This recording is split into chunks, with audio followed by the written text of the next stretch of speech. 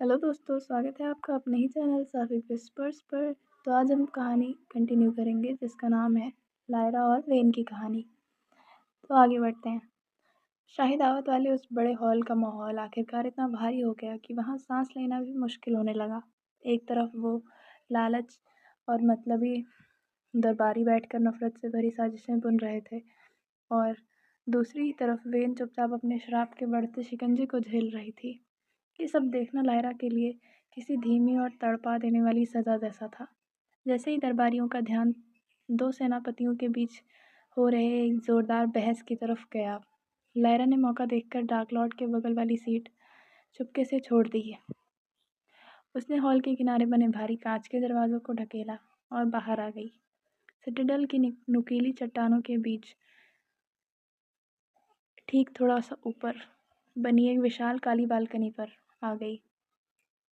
बाहर की आधी रात की ठंडी हवा सीधे किसी और की तरह उससे टकराई। ऊपर आसमान में तूफान अब थमा नहीं था। वो एक खुखार और बेकाबू मॉन्स्टर का रूप ले चुका था। जमने वाली बारिश पत्थर के फर्श पर जोर जोर से बरस रही थी और काले आसमान में बैंगनी रंग की बिजली इतनी भयानक कड़क रही थी कि उसकी कशिश लायरा के ग्रे ड्रेस को चमका रही थी।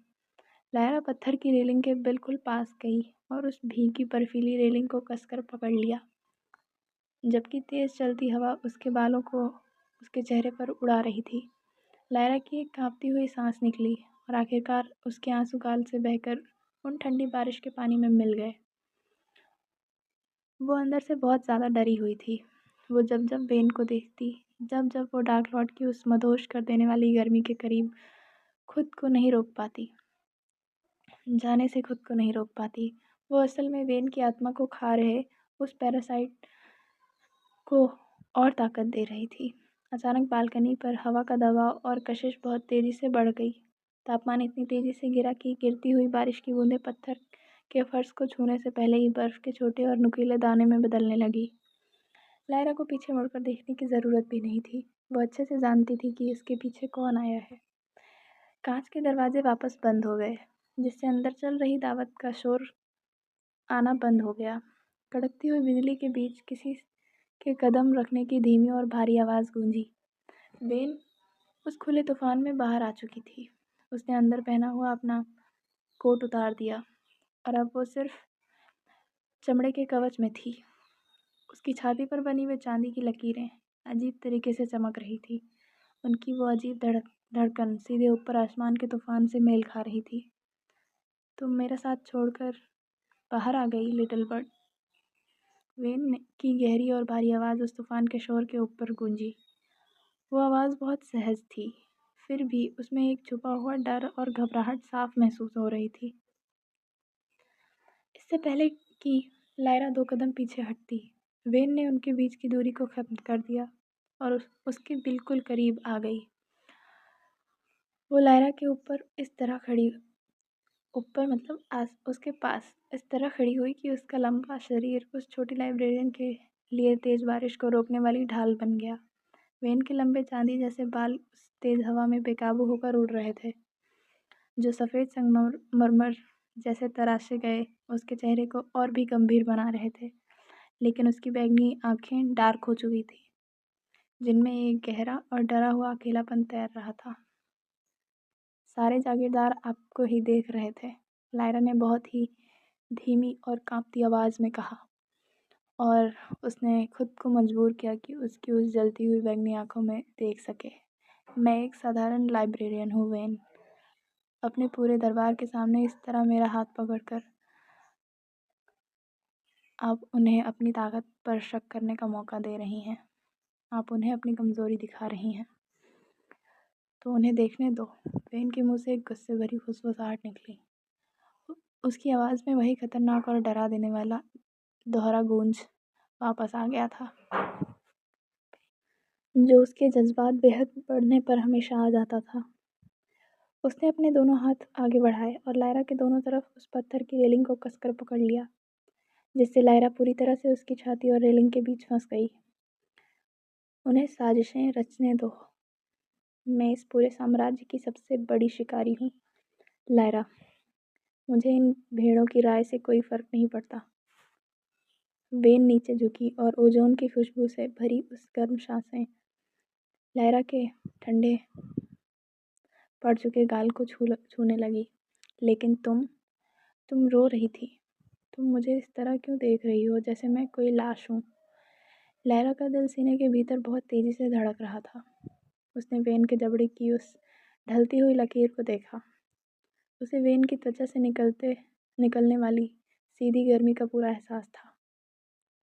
भले ही उसके पास बर्फीली बारिश बरस रही थी, उसकी पसलियों के पास छिपा हुआ जादुई टेक्स्ट उसे बर्फ़ के टुकड़े जैसा ठंडा लग रहा था।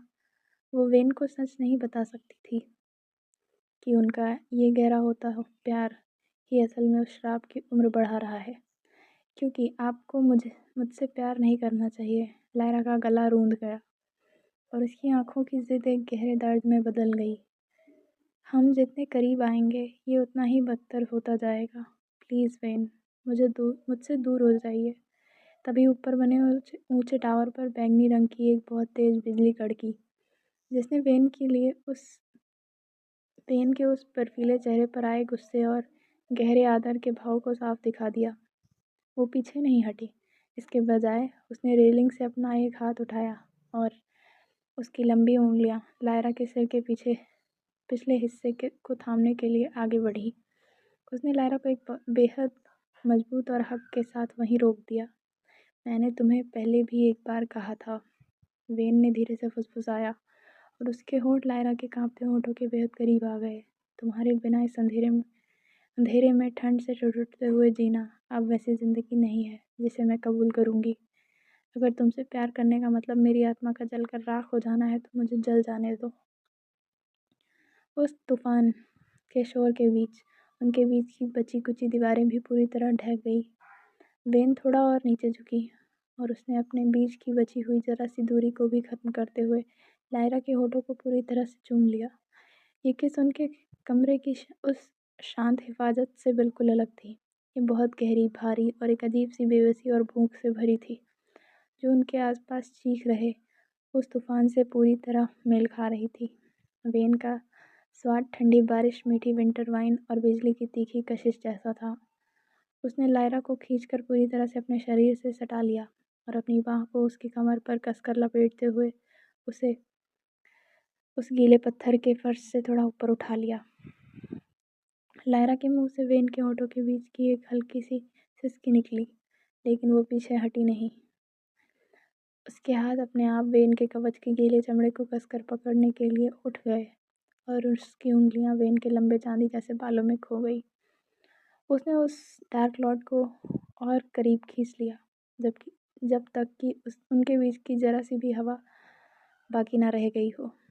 वह उस खतरनाक औरत से बेहद दुखद और गहरी बेबसी के साथ चिपक गई, उसे ये जानते हुए भी वापस चूम रही थी कि उसकी बाहों में बिताया हर एक सेकंड असल में उनकी बची कुची ज़िंदगी के खिलाफ एक गुनाह जैसा था।